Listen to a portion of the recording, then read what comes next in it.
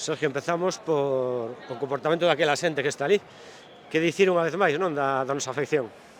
É unha locura completa que nos acompañen así a todos os lados, que estén connosco tanto na casa como fora, e que hoxe foran un xogador máis dentro do campo. Dende aquí mandar dende o nome do as grazas e a seguir camiñando xuntos na Copa. Costou, non foi sencillo, pero se tivo conquerido, non? Sí, estos partidos de Copa a un enfrentamento fora da casa contra un rival destas características, un top de segunda, pois sempre son difíciles. O sacamos, sobre todo con un resultado moi adverso, pero sofrendo tamén se gaña e hoxe soupo mellor por ese sofrimento.